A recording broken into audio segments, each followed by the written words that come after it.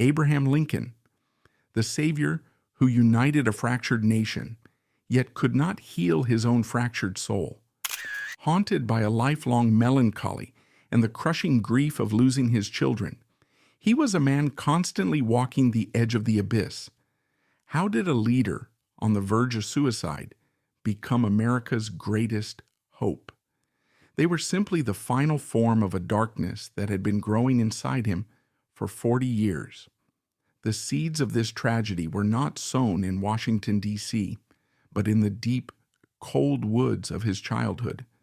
If the death of his mother in 1818 was the seed of his sorrow, buried deep in the frozen Indiana soil, then the summer of 1835 was the season it finally bloomed into a full-blown, terrifying madness. His mind nearly shattered beyond repair in the vanished village of New Salem, Illinois. By 1835, Abraham Lincoln was 26 years old. He was no longer the boy who whittled pegs for a coffin. He was a man attempting to carve a life out of the wilderness. New Salem was a rough, scraping settlement perched on a bluff above the Sangamon River, a place of log cabins, muddy streets, and ambitious frontiersmen. Here Lincoln had begun to construct a fragile identity. He was the local postmaster, a deputy surveyor, a budding politician with a seat in the state legislature. He was awkward, gangly, and socially anxious, a giant of a man with clothes that never quite fit, and a voice that could crack into a high tenor when he was excited. But beneath the surface, he had found a semblance of stability. For the first time in his life, he was not just surviving, he was belonging. And at the center of this newfound belonging was a young woman named Anne Rutledge. For a man carrying the heavy genetic burden of the Hanks family miseries, Anne was more than a romantic interest.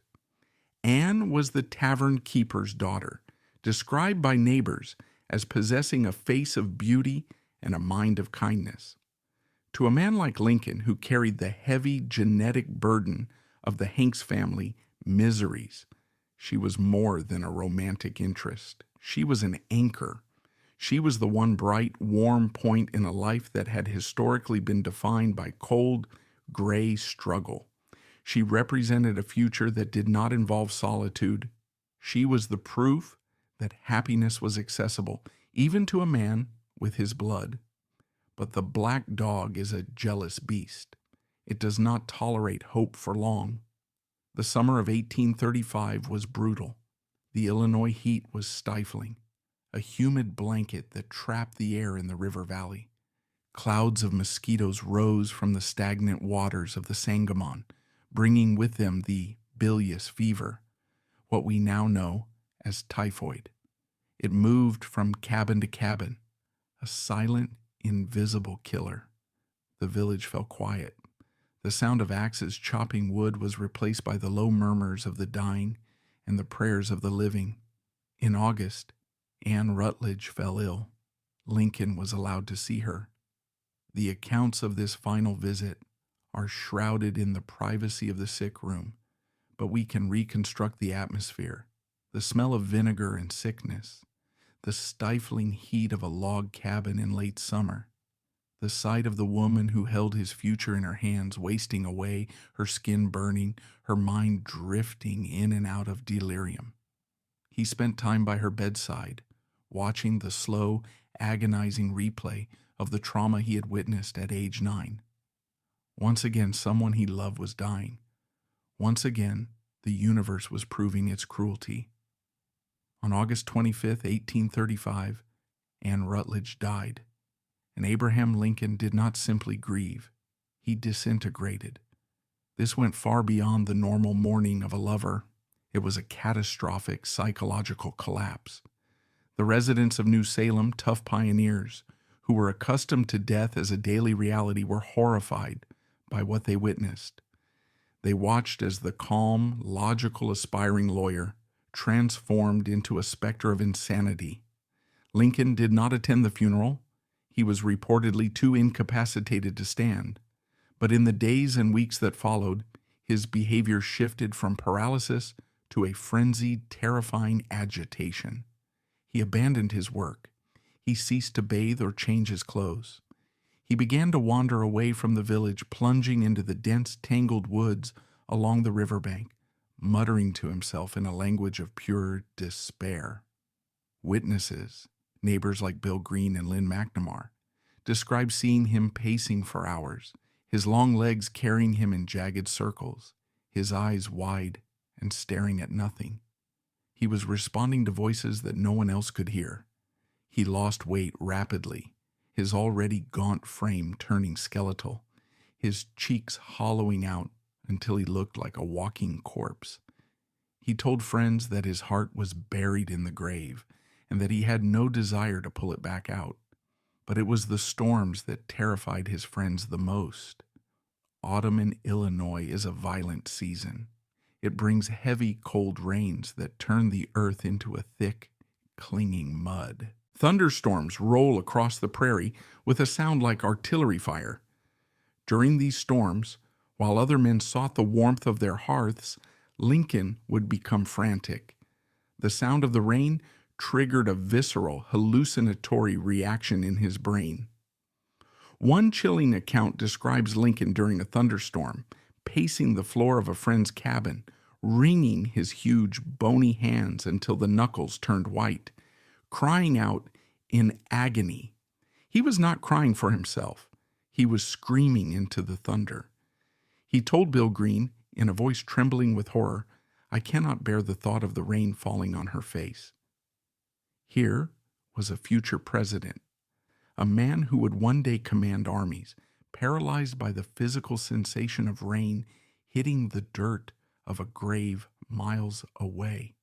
It is a level of empathy so intense it crosses the border into pathology. He could feel the cold dampness on her skin as if it were his own. He was not living in the present. He was buried in the ground with her, trapped in the cold, wet dark. The barrier between his own physical body and the decomposing body of Anne Rutledge had dissolved. The situation became critical. The villagers, who initially viewed his grief with sympathy, now viewed it with genuine fear. They believed he was losing his mind completely. But more urgently, they believed he was going to kill himself. Fearing the worst, the community intervened. This became the first documented instance of a suicide watch placed on Abraham Lincoln. His friend Bowling Green, the local justice of the peace, realized that Lincoln could not be left alone. He essentially placed the young man under house arrest. He took the shattered Lincoln to his own cabin, located in a secluded spot outside the village, nestled in the hills. There, Bowling and his wife Nancy nursed Lincoln like an invalid. And here, the details become forensic. They did not just feed him soup and offer prayers, they secured the environment. Accounts from the time suggest that they removed all sharp objects from his reach. The hunting knives were hidden, the razors were locked away. They did not leave him alone in rooms with windows that opened too high. For weeks they watched him with the vigilance of prison guards. Lincoln was aware of his condition. In moments of lucid despair, he confessed the depth of his darkness. He told Bowling Green that he never expected to have a sane mind again. He spoke of the shadow that had enveloped him, a shadow so thick he could not see the light of day. He questioned the purpose of his own existence, asking why a God would create a creature only to torture it. He told his friends that he was the most miserable man living, a phrase he would repeat 6 years later in another letter, proving that this was not a temporary mood, but a recurring baseline of his existence. For weeks, Lincoln existed in this twilight state, hovering between life and death, watched over by friends who feared the worst. He walked the woods with a pocket pistol, which friends eventually took from him. He stared at the river as if calculating the depth. He was a man at war with his own survival instinct. Eventually, the acute phase of the crisis passed. The biology of the body, resilient and stubborn, forced him to keep living. The leaves fell. The winter snows came to cover the grave of Anne Rutledge, insulating her from the rain that had tormented him. Slowly, tentatively, Lincoln returned to the world of the living. He went back to his work as a surveyor. He resumed his seat in the legislature. To the casual observer, he seemed recovered, but he was not recovered. He was altered. The Anne Rutledge crisis of 1835 was the fire that calcified his personality. The boyishness, what little of it there was, vanished forever. The capacity for simple, uncomplicated joy was cauterized. In its place emerged the Lincoln of history, the stoic, humorless, deep-eyed figure who seemed to carry a tragedy in every step.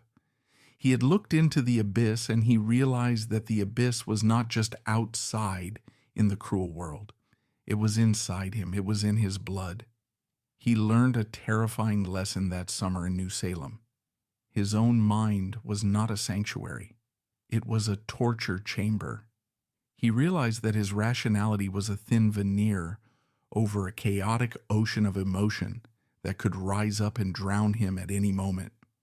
From this point forward, Lincoln developed a defense mechanism that would define his character. He began to use melancholy as a tool.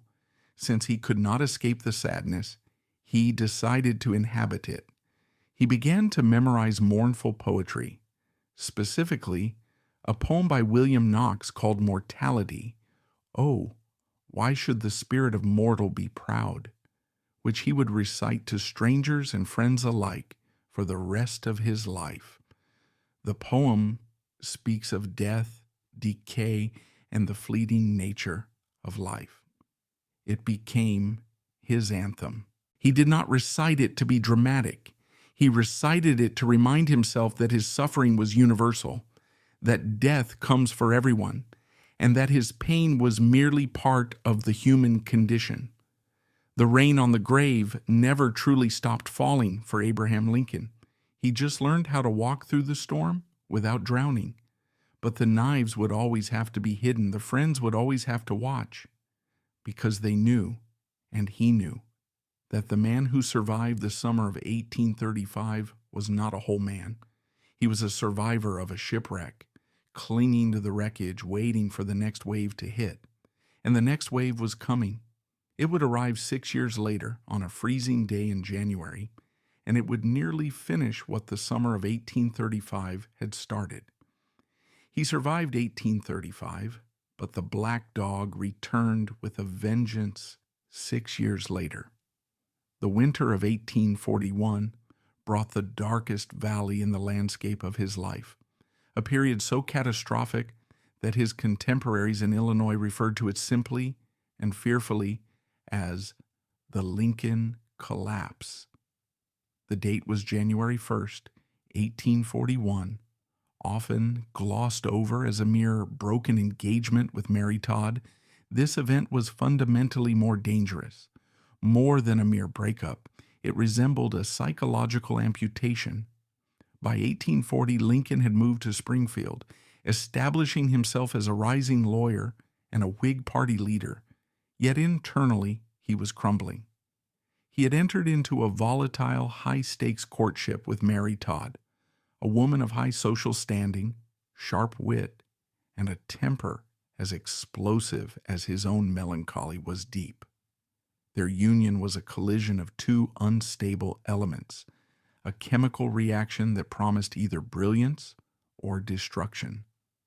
As the wedding date approached, scheduled according to some sources for New Year's Day, Lincoln's anxiety began to mount until it became a physical weight. The black dog began to circle the house, feeding on his insecurities. He felt trapped, doubting his ability to make Mary happy and fearing his own financial instability. But mostly he feared the genetic curse of the Hanks blood. He was terrified of passing on his miseries to a new generation, of infecting a family with the darkness he carried in his veins. On the fatal 1st of January, the engagement was shattered. Whether Lincoln left Mary at the altar as legend suggests or broke it off in a chaotic, tear-filled scene in her parlor is debated by historians, but the aftermath is not. It is documented in the terrified letters of his friends and the silence of the legislative records. In the days following the split, Lincoln vanished from public view, failing to appear at the state legislature where he was a key figure. When his roommate and closest friend, Joshua Speed, returned to their shared room above the general store, he found Lincoln in a state that can only be described as catatonic. The scene Speed described as haunting. The room was dim, the air heavy with neglect, and Lincoln lay on the bed, staring at the ceiling, his long limbs tangled in the sheets, his face a mask of absolute hollow despair. He spoke of death not as a fear, but as a necessity, telling Speed that he felt he had done nothing to make any human being remember that he had lived. This was the core of his agony, the fear of dying without leaving a mark, combined with the unbearable pain of continuing to live. Once again, the survival protocol was activated. Joshua Speed, recognizing the lethal glint in his friend's eye, removed all razors, knives, and scissors from the room. The suicide watch was back in effect, but this time the threat was more acute. Lincoln was not wandering the woods. He was trapped in a room with his own thoughts, and those thoughts were urging him to end it. Enter Dr. Anson Henry, Lincoln's physician and a staunch political ally. He was a man of his time, and his treatments for melancholy and hypochondriasis provide a gruesome window into 19th century psychiatry. Dr. Henry did not offer talk therapy. He offered physical assault on the body to distract the mind. The prevailing medical theory of the 1840s was based on humors, the belief that depression was caused by an excess of black bile, and to cure it, one had to purge the body. Dr. Henry likely subjected Lincoln to a regimen that reads like torture to modern eyes. First, there was depletion, which involved aggressive bloodletting, slicing open a vein to drain the bad blood. One can imagine the scene: a depressed, emaciated Lincoln, lying weak in bed, watching his own blood fill a bowl, believing this would cure the sadness in his soul. Then came counter-irritation. The theory was that by creating physical pain on the skin, one could draw the morbid fluids away from the brain. Dr. Henry would apply blistering agents, hot mustard plasters, or chemical irritants to the back of Lincoln's neck or his temples, burning the skin until it blistered and peeled. The goal was to replace emotional pain with physical agony, a barbaric exchange that Lincoln endured willingly. And finally, there was the poison. Dr. Henry prescribed the standard antidepressant of the age, blue mass pills. These pills were essentially marbles of elemental mercury mixed with licorice and rosewater. During this collapse, Lincoln was ingesting toxic levels of mercury. The irony is horrific. The side effects of mercury poisoning include anxiety, trembling, and, crucially, suicidal depression. The cure was literally killing him. It is a testament to Lincoln's ox-like physical constitution that he survived the treatment at all, fighting a war on two fronts, one against his genetic depression and another against the toxicity of his own medicine. But the most profound artifact of this collapse is not medical, it is literary. On January 23, 1841, 3 weeks into his breakdown, Lincoln sat at his desk and wrote a letter to his law partner, John Todd Stewart. It is perhaps the most famous description of clinical depression ever written by a public figure. Listen to the voice of the future president, stripping away all pretense of strength. I am now the most miserable man living. If what I feel were equally distributed to the whole human family, there would not be one cheerful face on the earth. Whether I shall ever be better, I cannot tell. I awfully forebode I shall not. To remain as I am is impossible. I must die or be better, it appears to me. This was the ultimatum he presented to the universe. I must die or be better. He was standing on a cliff edge. The pain was total. He described it as being distributed to the whole human family, feeling himself to be a singularity of suffering, a black hole of misery that no light could escape. Friends feared he would lose his mind permanently, whispering that he was crazy. Even after he returned to the legislature, he was a ghost, sitting silently in the back, wrapping his shawl tight around his shoulders, his eyes dead to the world. To save him, Joshua Speed took drastic action. He packed Lincoln up and took him home to his family's plantation in Kentucky, removing him from the toxic environment of Springfield, from the reminders of Mary Todd, from the pressures of politics. For months, Lincoln lived at the Speed plantation, cared for by Joshua's mother. It was a slow, painful convalescence. He spent days sitting in the library reading or walking the grounds. He was treated with kindness, fed warm meals, and given mothering, something he had craved since age 9. Slowly, the black dog retreated to its kennel. It did not leave, but it stopped barking. The Lincoln who returned to Illinois in late 1841 was different yet again. The 1835 collapse had taken his joy. The 1841 collapse took his fear. He had hit the absolute bottom of human emotion. He had wanted to die, and he had failed to die. This failure to die instilled in him a strange, dark form of courage, the courage of the fatalist. He began to believe that he had been spared for a reason, not because he was special, but because fate was not done with him yet. He developed a philosophy known as the doctrine of necessity, believing that human beings were mere pawns moved by a higher power, that free will was an illusion. I must die or be better, he had written. Since he did not die, he decided he must be better, not happier. Happiness was no longer the goal, but better, more useful, more purposeful. He re-entered the arena of life not with enthusiasm, but with a grim determination. He eventually reconciled with Mary Todd, a decision that many friends warned him against. They married in 1842. On his wedding day, when asked where he was going, Lincoln replied with the gallows humor of a condemned man. To hell, I suppose. He was walking back into the fire, but this time he was fireproof. He had already burned to ash in that room in January 1841. There was nothing left to hurt him. And so, the man who would face the disintegration of the Union had already survived the disintegration of his own mind. He was ready for the war, because the war had already been fought and won in the silence of his bedroom. 2 decades later, the gaunt suicidal lawyer emerged from the wilderness of Illinois to enter the executive mansion. But the man who walked into the White House in March of 1861 was not a man cured. He was merely a man who had learned to coexist with his demons.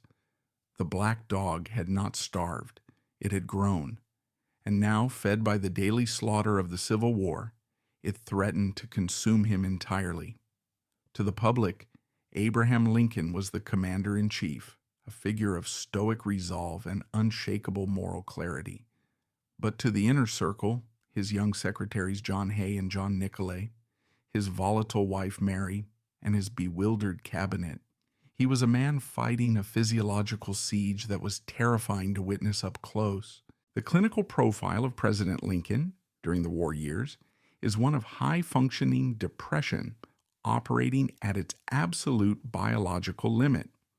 Modern psychiatrists examining the accounts of his behavior point to a specific severe symptom known as catatonia or psychomotor retardation. This went far beyond simple fatigue or stress. This was a neurological shutdown. There were days when the crushing weight of the casualty lists, the Telegrams arriving by the hour from Manassas, Antietam, and Fredericksburg triggered a total collapse of his nervous system. Aides would enter the president's office to find him lying on the horsehair sofa, his long, spider-like limbs folded awkwardly, staring blankly at the ceiling. He would remain in this position for hours, unmoving, unspeaking, and seemingly unseeing. In these moments, Lincoln had retreated into a fortress within his own skull, a place where the screaming of the world could not reach him. He was not thinking, he was surviving. He was waiting for the chemical storm in his brain to pass, waiting for the energy to return to his limbs so he could rise and sign the papers that would send thousands more young men to their deaths. The physical toll of this mental war was etched onto his body with a horrifying clarity that shocked those who had known him in Illinois. We have the forensic evidence in the form of life masks, plaster casts taken of his face. Look at the mask taken in 1860, just before his nomination. There is strength there, a rugged vitality, the face of a prairie lawyer ready for a fight. Now compare it to the mask taken in February 1865, just 2 months before his death. In 5 years, he had aged 20. The transformation is gruesome. The flesh has melted from his face, leaving deep cavernous hollows beneath the cheekbones. The skin appears sallow and leathery, resembling parchment stretched too tight over a skull. The eyes are set deep in bruised sockets, conveying an exhaustion so profound it seems to emanate from the bone itself. He had lost significant weight, his clothes hanging off his 6'4" frame like rags on a scarecrow. He was a man being eaten alive by his own cortisol. This deterioration was compounded by chronic, debilitating insomnia. The White House at night became the domain of a ghost. Lincoln rarely slept more than 4 hours a night. He was known to pace the hallways of the executive mansion at 3 a.m, a spectral giant in a nightshirt haunting his own home. Night watchmen would hear the heavy, rhythmic tread of his feet on the floorboards back and forth, as he wrestled with the decisions of the day. He would sometimes wander into the offices of John Hay and John Nicolay, sitting on the edge of their beds, reading Shakespeare or the Bible aloud in the middle of the night, desperate for human connection to anchor him against the encroaching darkness. He recited passages from Macbeth and Hamlet, focusing obsessively on lines about murder, guilt, and the sleep that never comes. These were not the habits of a healthy leader. They were the coping mechanisms of a man clinging to sanity by his fingernails. Artists who came to the White House to paint the president's portrait often left in despair, claiming that it was impossible to capture the shifting landscape of his face. The painter, Francis Carpenter, who spent 6 months living in the White House to paint the first reading of the Emancipation Proclamation, noted a chilling phenomenon. He observed that when Lincoln was engaged in conversation or telling a story, his face was animated, lit by an internal intelligence. But the moment the conversation stopped, the moment the distraction ended, the lights went out. A look of such unspeakable, abyssal sorrow descended upon him that it was physically painful to watch. It was, as one observer famously remarked, the saddest face ever painted. It was a face that had seen the end of the world and was waiting for the rest of humanity to catch up. This sadness was not passive. It was an active, projecting force. It radiated from him like heat from a stove. Soldiers who saw him reviewing the troops often commented on it. They did not see a conquering hero sitting atop his horse. They saw a Father Abraham who seemed to carry the bullet wounds of every single soldier in his own heart. This profound projected empathy was the direct result of his depression. Because he felt broken himself, he vibrated at the same frequency as the broken nation. He became a lightning rod for the collective grief of America. He felt the amputations, the starvation, and the freezing cold of the camps as if they were happening to his own body. This is the paradox of his leadership. His mental illness, which stripped him of his own defenses, made him porous to the suffering of others. It made him the ultimate vessel for the nation's pain. However, inside the White House, the atmosphere created by this depression was suffocating. Lincoln's presence could suck the oxygen out of a room. He rarely laughed in a genuine way.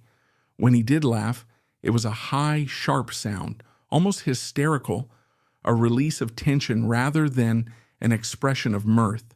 He became famous and criticized for his buffoonery, his tendency to tell coarse frontier jokes at the most inappropriate moments. He would interrupt high-stakes cabinet meetings about military strategy to read a humorous story from a writer like Artemus Ward. His cabinet members, serious men like Edwin Stanton and Salmon P. Chase, were often appalled, viewing this as a sign of frivolity or mental instability. They did not understand the medical reality. Lincoln once snapped at a congressman who criticized his joking. "I laugh because I must not weep. If I did not laugh, I should die of spilling." His humor was not a diversion. It was a medical necessity.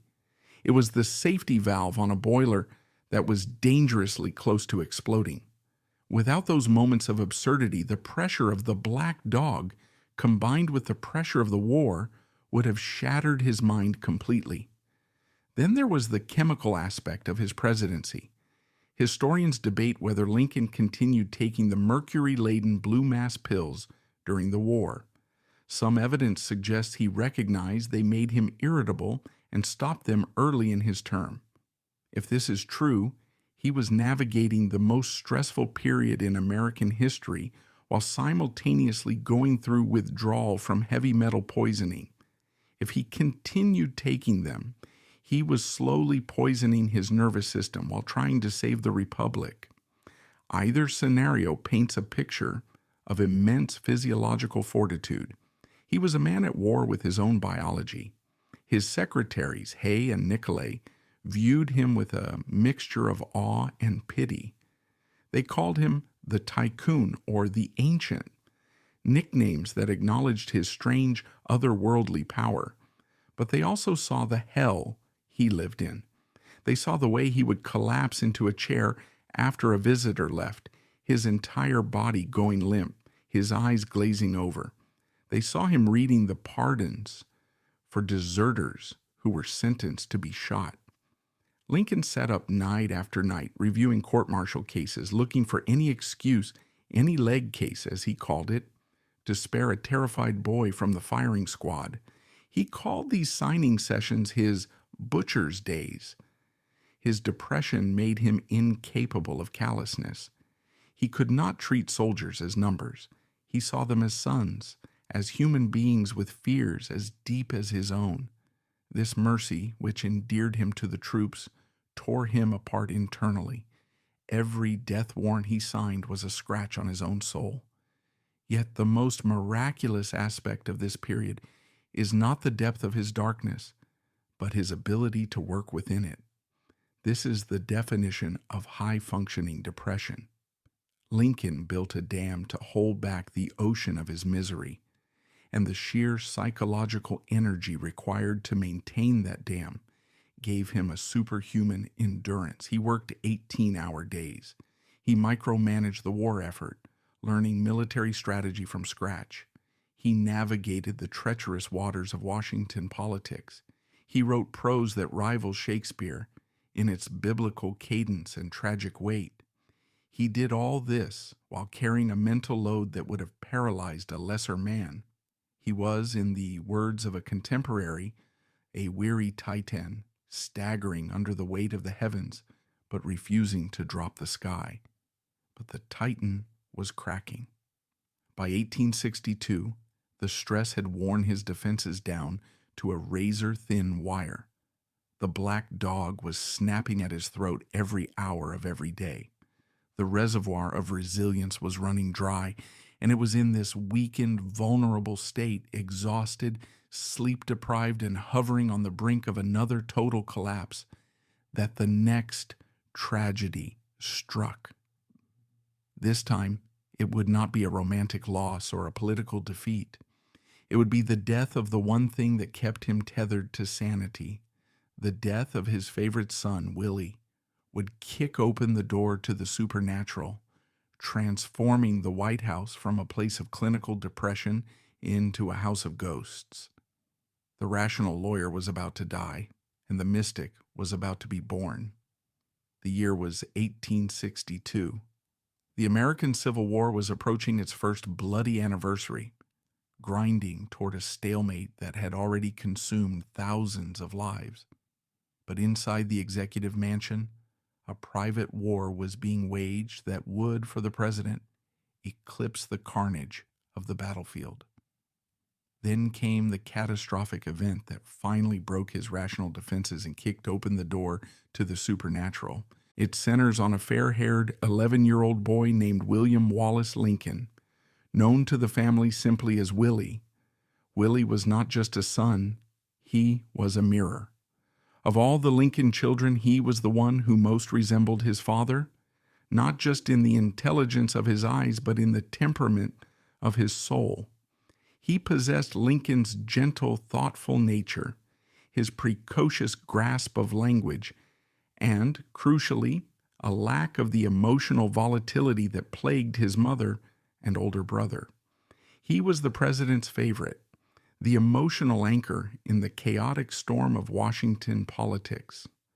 Lincoln openly adored him, allowing Willie and his younger brother Tad to run wild through the halls of the White House, interrupting high-level cabinet meetings, building forts in the East Room, and riding their ponies on the lawn. For a man suffering from severe clinical depression, Willie was the only effective medication. He was the source of light in a world that the black dog had painted entirely in shades of gray. But in February 1862, the darkness came for Willie, and it entered the White House through the plumbing. The tragedy began with a deception of normalcy. On the night of February 5th, the Lincolns hosted a grand state dinner, a grand illumination, intended to project strength and stability to the crumbling Union and the watchful eyes of Europe. It was the social event of the season. The White House was ablaze with gaslight. The Marine Band played in the vestibule, their brass instruments shining under the chandeliers. Champagne flowed freely. The elite of Washington, generals, ambassadors, senators, danced in their finest silks and dress uniforms. But the contrast of that night was cinematic in its cruelty. Downstairs, the air was filled with laughter, the clinking of crystal, and the strains of the Blue Danube waltz. Upstairs in the Prince of Wales room, the air smelled of sickness, vinegar, and fear. Willie and Tad had both fallen ill. The diagnosis was bilious fever, a 19th century catch-all term that in this case almost certainly meant typhoid fever. The killer was the water. The White House drew its water supply from the Potomac River, which by 1862 had become an open sewer for the city of Washington, filled with the waste of the encamped armies and the carcasses of dead horses. It is a grim, maddening irony that the very seat of executive power was poisoning its occupants. Throughout the glittering dinner, Abraham Lincoln played a torturous dual role. He was the smiling host, shaking hands with diplomats in the East Room, exchanging pleasantries about the war effort. But every few minutes his eyes would dart to the staircase. Between dances he would slip away, rushing up the stairs to the sick room to check on his delirious son, wiping the sweat from the boy's forehead, before composing his face into a mask of calm and returning to the party. Guests noted that the president's face was ash gray, his eyes distracted. He was a man walking through a nightmare in a tuxedo. The party ended, but the fever did not. For 2 weeks, Willie lingered in the twilight of the illness. The black dog sat by the bedside, waiting. The Lincoln parents took turns keeping vigil, watching the boy waste away.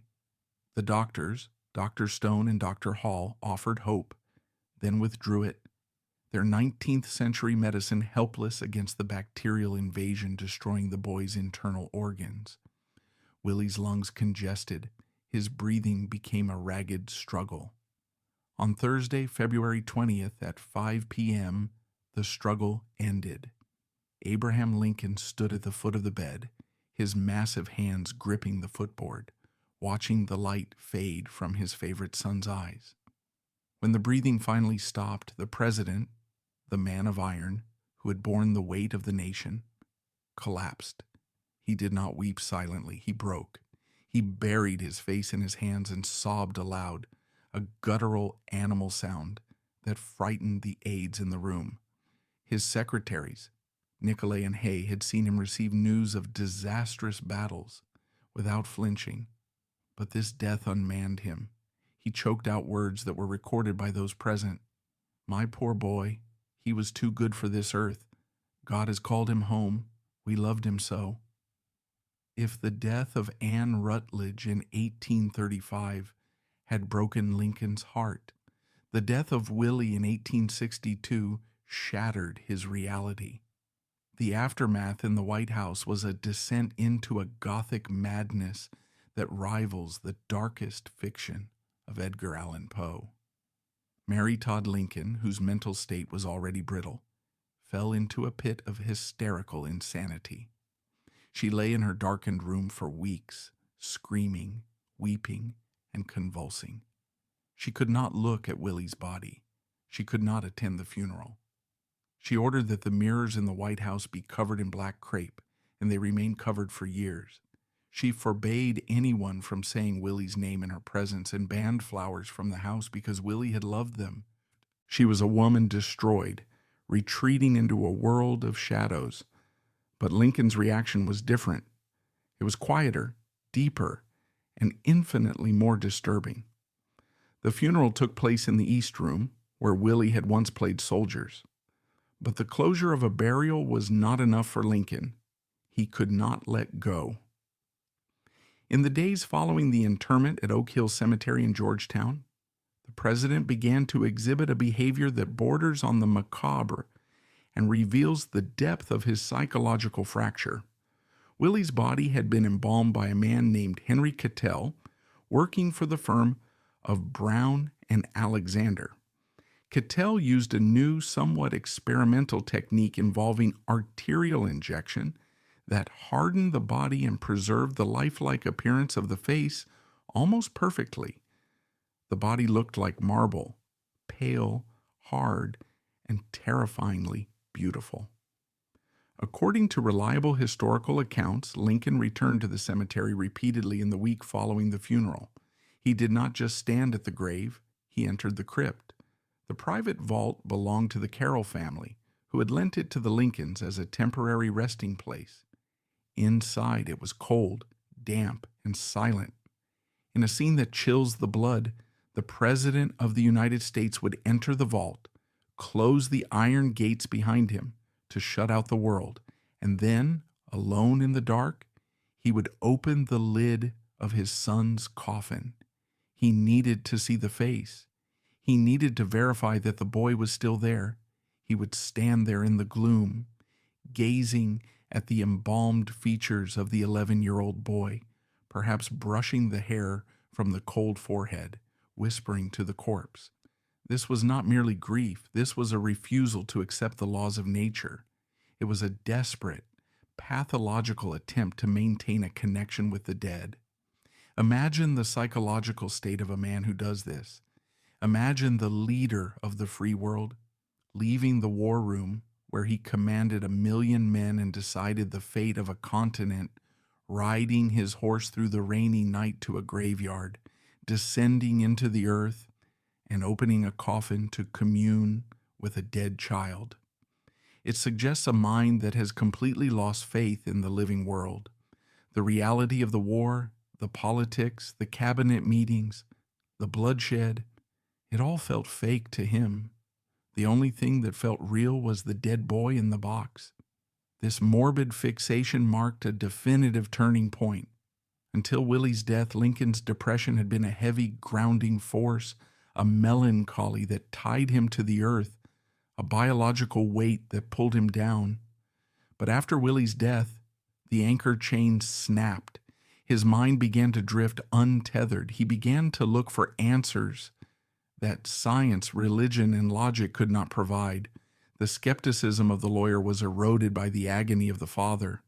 He began to tell friends that he felt Willie's presence in the White House. He claimed to see the boy standing at the foot of his bed at night, smiling. He said he sometimes felt a small hand slip into his own while he was walking the corridors. "He comes to me every night," Lincoln reportedly told his sister-in-law. "He stands at the foot of my bed with the same sweet, adorable smile he has always had." The boundary between the two worlds was dissolving.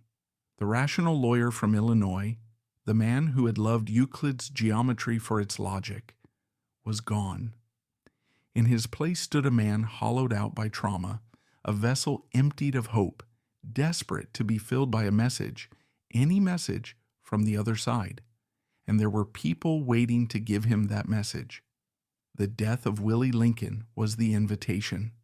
It cracked the door of the White House open just enough for the spirits to enter. In the shadows of Washington, D.C., a city filled with grieving mothers and widows of the war dead, the spiritualist movement was thriving. It was a craze that promised what religion could not: physical proof of life after death.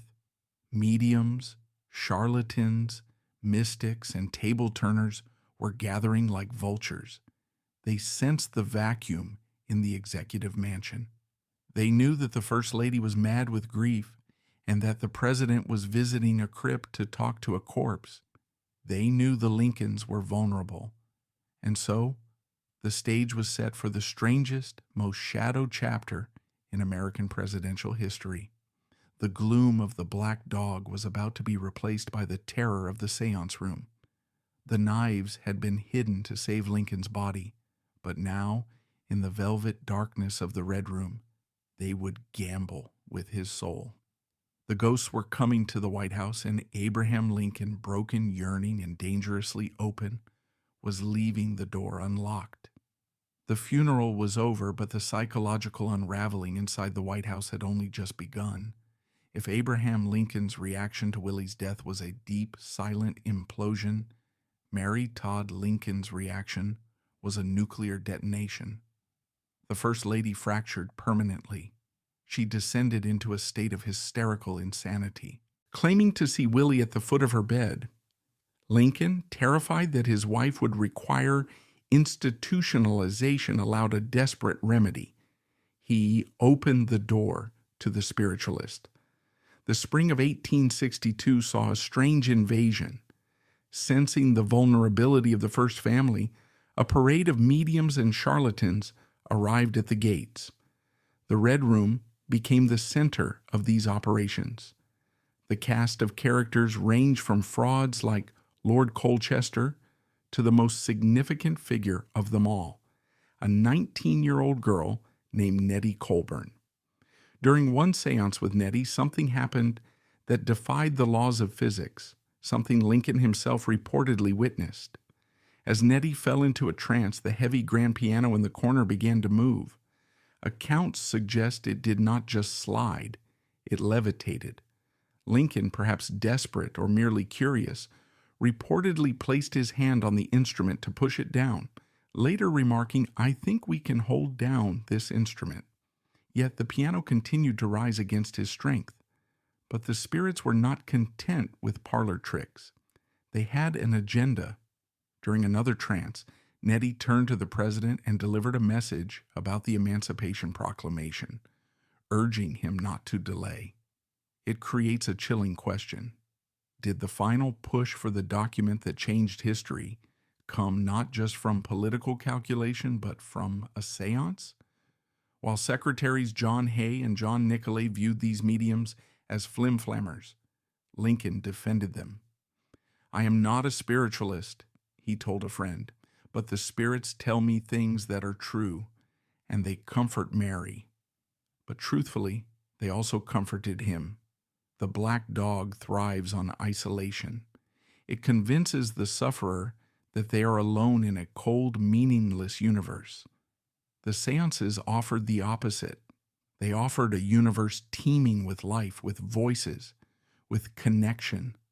For a man who felt the crushing weight of 600,000 dead soldiers on his conscience, the idea that death was not the end, that it was merely a transition to another state where Willie was waiting, was the only thought that allowed him to sleep. Yet this reliance on the supernatural came with a cost. It blurred the lines of his reality. As 1863 bled into 1864, the haunted house began to take a toll on his physical health. The late-night séances robbed him of sleep. The emotional intensity of connecting with Willie drained his already depleted reserves. He was becoming more gaunt, more spectral himself. He looked less like a president and more like a prophet from the Old Testament, haunted by visions. There were other mediums, too. There was the incident with Charles Colbert, who claimed to bring messages from Benjamin Franklin. There were reports of Lincoln allowing a medium to enter the War Department to point out spiritual flaws in the Union's strategy. The administration was fighting a war on the ground with cannons and rifles, but the commander-in-chief was fighting a parallel war in the ether. Yet, Lincoln did not check his intellect at the door. He remained a lawyer. He constantly tested the mediums. He looked for wires. He checked for hidden accomplices. But in the cases of Nettie Colburn and the levitating piano, he found no wires. He found only the impossible. And for a man who had seen the impossible cruelty of the world, mothers dying of milk sickness, sons dying of bad water, a nation tearing itself apart, perhaps the impossible magic was the only thing that made sense. The unseen cabinet served its term. It guided him through the darkest winter of the war. But as the conflict turned, as the Union armies began to win, the spirits began to recede. Or rather, they changed their tune. They stopped talking about strategy and started talking about the end. The foreshadowing began to darken. The messages from the beyond shifted from advice to warnings. The black dog was preparing to bite one last time. The séances had opened a door, and through that door, Lincoln began to see not just the ghosts of the past, but the ghost of his own future. The omens were gathering. The ship with the black sails was raising its anchor. As the Civil War ground toward its bloody conclusion in 1864 and 1865, the atmosphere inside Abraham Lincoln's mind shifted once again. The frenetic energy of the séances in the Red Room began to dissipate. The unseen cabinet of spirits fell silent, but the darkness did not leave him. It simply changed its method of communication. The black dog no longer needed mediums to speak to the president. It spoke to him directly in the language of symbols, through the portal of his dreams. The narrative now enters the realm of prophecy. Lincoln had always been a man obsessed with the mechanics of fate. Throughout his life, he subscribed to a bleak philosophical concept he called the doctrine of necessity. He believed that human beings did not possess free will. He saw himself and all men as mere puppets, instruments played by a cold, indifferent universe. "I claim not to have controlled events," he famously wrote, "but confess plainly that events have controlled me." This fatalism was the bedrock of his depression. It relieved him of the crushing weight of responsibility, but it also imprisoned him in a script he could not rewrite. And as the war ended, the script began to reveal its final act in his sleep. The president suffered from chronic insomnia, prowling the corridors of the White House like a specter. But when he did manage to drift into a fitful slumber, he was visited by a recurring vision. It was not a nightmare in the traditional sense, it was a signal. He described it as a dream of a singular nature. In this vision, he found himself standing on a deck. He was on board a strange metaphysical vessel, a ship that did not resemble the ironclads of the Union Navy or the riverboats of his youth. It was a phantom ship, silent and swift. He described it as moving with great rapidity toward a dark and indefinite shore. The ocean around him was vast, black, and turbulent. There was no crew. There was no pilot. There was only the sensation of irresistible speed, of being hurtled toward an unknown destination from which there was no return. The terrifying aspect of this dream was its consistency. It was not a random firing of neurons. It was a clockwork omen. Lincoln told his cabinet members and his wife that this phantom ship visited him with uncanny precision before nearly every major military event of the war. He saw the ship the night before the Battle of Antietam, where 23,000 men fell in the single bloodiest day in American history. He saw the ship before the slaughter at Murfreesboro. He saw it before the victories at Vicksburg and Gettysburg. The ship was the harbinger. It was the messenger of fate, arriving to tell him that the scales of history were about to tip, usually in blood. Lincoln came to rely on it.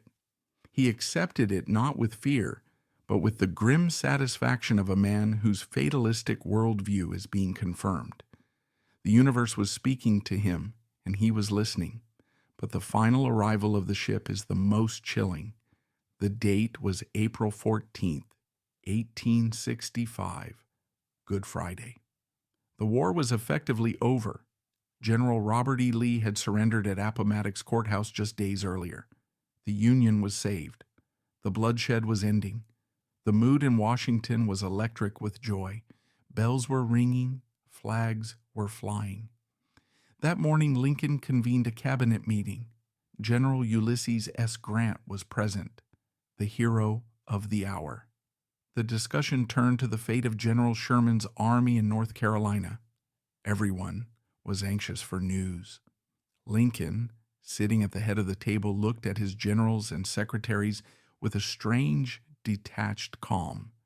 His face, usually a mask of sorrow, possessed a serene, almost ethereal quality.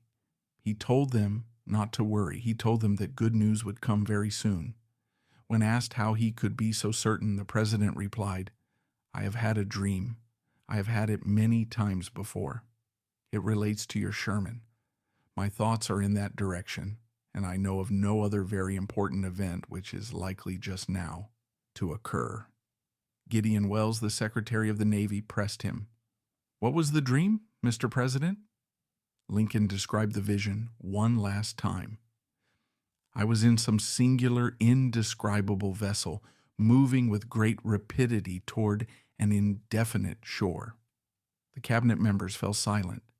They assumed, as Lincoln did, that the dream foretold a final military victory, the surrender of Johnston's army, the definitive end of the rebellion. They interpreted the indefinite shore as the peace that was finally within reach. But they were wrong, and deep down, in the chaotic chemical depths of his own depressive mind, perhaps Lincoln knew they were wrong. The doctrine of necessity was reaching its conclusion. The ship was not bringing news of Sherman. It was not bringing news of the war. The ship was Charon's Ferry. The dark and indefinite shore was not peace. It was eternity. This moment reveals the tragic duality of Lincoln's existence. He was a man split in two. The rational president presided over the meeting, discussing Reconstruction and policy. But the mystic, the man broken by the Hanks blood and the death of his son, was already standing on the deck of that phantom ship, feeling the wind of the afterlife on his face. He spent the rest of that day, April 14th, in a mood that observers described as singularly happy. He went for a carriage ride with Mary in the afternoon. He spoke to her with a tenderness that had been missing for years. He told her, "Mary, we have had a hard time of it since we came to Washington, But the storm is over, and with God's help, we shall now have some sunshine. He spoke of the future. He talked about traveling to Europe, about returning to Illinois to practice law, about growing old. But even as he spoke these words, the black dog knew the truth. The happiness was not the joy of a new beginning. It was the relief of the end. It was the terminal lucidity that often comes to those who are about to die. The ship was docking. The passenger was ready. That night he would go to Ford's Theater. He would sit in the rocking chair in the state box. He would laugh at a line in a comedy. And then the dark and indefinite shore would rush up to meet him in the flash of a Derringer pistol. But before the bullet there was one final warning, a warning far more specific, far more terrifying than the ship. If the ship was a metaphor, the final dream was a literal preview of the crime scene. It happened just days before the assassination, and it stands as the climax of Lincoln's spiritual torture. The black dog had one last secret to whisper in his ear. If the ship dream was a metaphorical signal, the final dream was a literal dress rehearsal for death.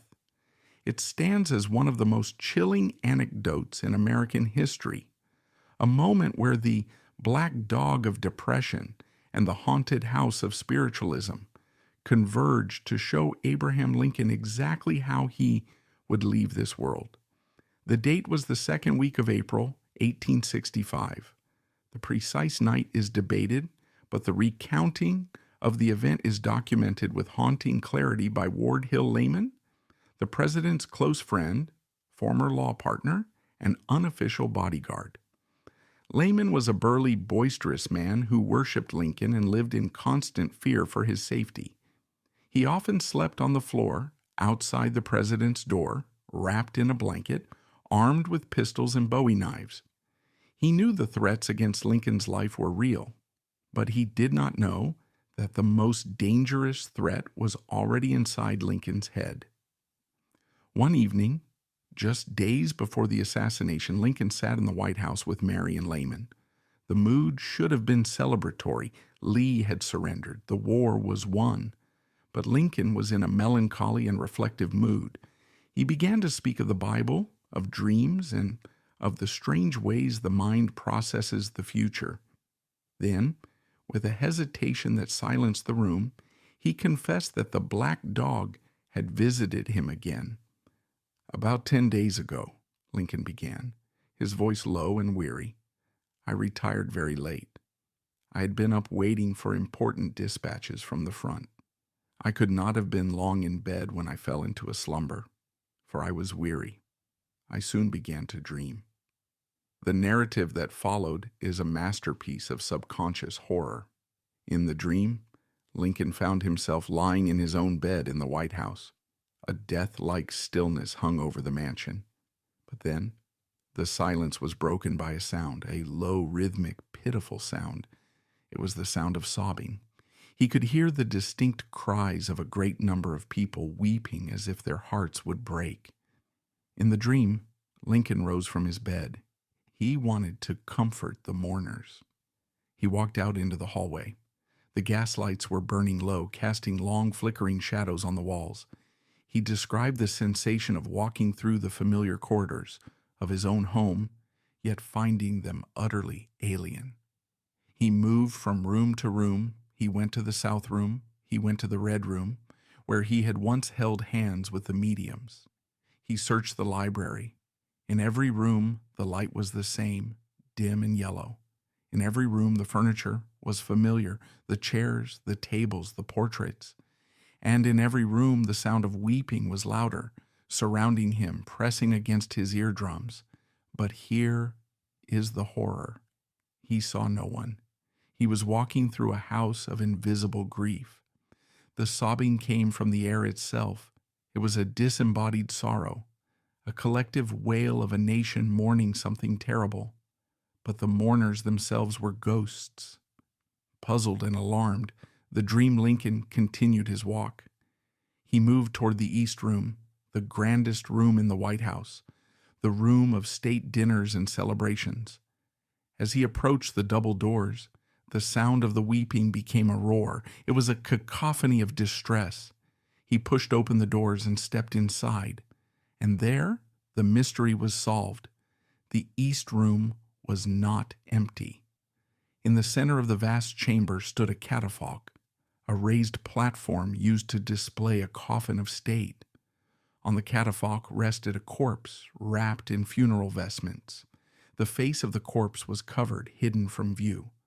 Around the coffin stood soldiers, standing guard in solemn silence. And behind them was a throng of people, the source of the weeping, gazing upon the dead body with expressions of utter devastation. In the dream, Lincoln felt a cold dread wash over him. He walked toward the catafalque. He approached one of the soldiers, a man standing rigid with a rifle. Lincoln asked the question that would seal his fate. "Who is dead in the White House?" The soldier did not look at him. He stared straight ahead, his voice flat and military. He replied, "The president. He was killed by an assassin." At that moment, a loud burst of grief exploded from the crowd, a sound so violent and piercing that it woke Lincoln from the dream. He sat up in his bed shivering, his body covered in a cold sweat. He looked around the dark room, checking the shadows, reassuring himself that he was alive. But the sound of the weeping lingered in his ears. He could not sleep for the rest of the night. When Lincoln finished telling this story to Mary and Lamont, a heavy silence fell over the room. Mary, whose fragile mind was already obsessed with death, was terrified. She cried out, "That is horrid. I wish you had not told it." Seeing the fear in his wife's eyes, Lincoln the rationalist tried to take control. He tried to dismiss the vision. He put on a smile, that sad, weary smile, and said, "Well, it is only a dream, Mary. Let us say no more about it and try to forget it." He tried to joke that in the dream it wasn't him, but some other president. But Ward Hill Layman was not fooled. He knew Lincoln. He knew that Lincoln believed in the doctrine of necessity. He knew that Lincoln viewed dreams as divine messages. And he knew that this was not just a nightmare, it was a blueprint. The black dog had pulled back the curtain of time. It had shown Lincoln the exact geography of his own death. Consider the precision of the vision. When Lincoln was actually assassinated a few days later, his body was indeed brought back to the White House. He was indeed laid out in the East Room. A catafalque was indeed built in the center of the floor. Soldiers did indeed stand guard, and the weeping of the nation was indeed so loud that it could be heard through the thick walls of the mansion. The dream was not symbolic, it was photographic. Psychologists might argue that this was merely the result of a stressed mind processing a known danger. Lincoln received over 80 assassination threat letters a month.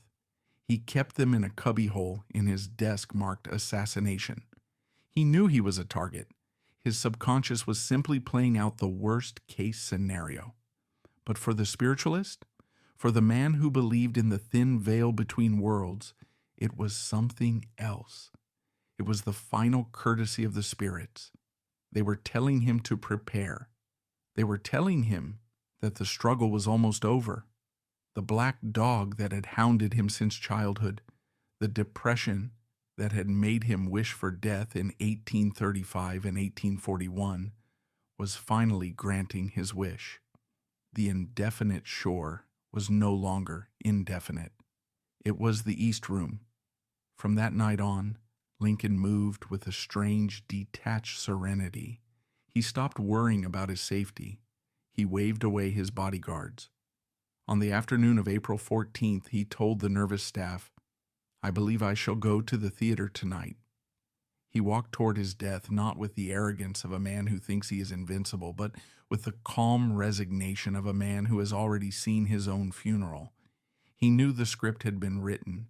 He knew the stage was set. All that was left was for the actor to take his place in the box and wait for the curtain to fall. The final act began on the morning of April 14th, 1865. It was Good Friday, a day of crucifixion and redemption, a coincidence that history writers would later find impossible to ignore.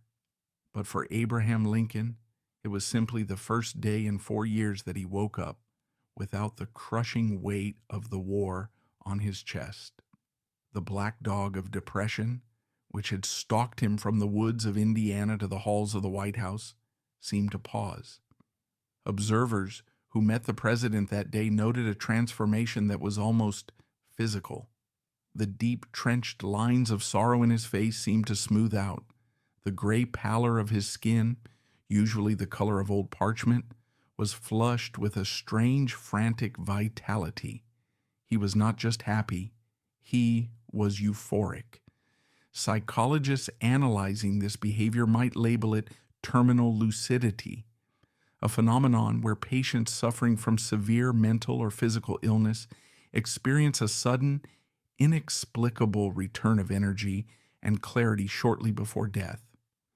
It was as if his soul was packing its bags, lightening the load for the journey ahead. He spent the morning in the routine of governance, but his mind was on the future. In the afternoon, he took Mary for a carriage ride. This drive is pivotal to our understanding of his mental state. They rode out to the Navy Yard and back, just the two of them. Lincoln's mood was tender, almost nostalgic. He held Mary's gloved hand and spoke words that sounded like a new beginning, but in retrospect, ring like a farewell. "Mary," he said, watching the Potomac River slide by, "we have had a hard time of it since we came to Washington, but the storm is over, and with God's help, we shall now have some sunshine." He talked about visiting Europe. He talked about a pilgrimage to the Holy Land. He talked about returning to Illinois to practice law in a quiet country office. He was constructing a fantasy of a normal life, a life he must have known. Deep in his prophetic bones, he would never live. He was saying goodbye to the dream of peace even as he spoke it. That evening, the destination was Ford's Theater. The play was Our American Cousin, a light, frivolous British comedy. It was a strange choice for a man of Lincoln's depth, but he needed to laugh. He needed the noise to drown out the silence of the East Room dream.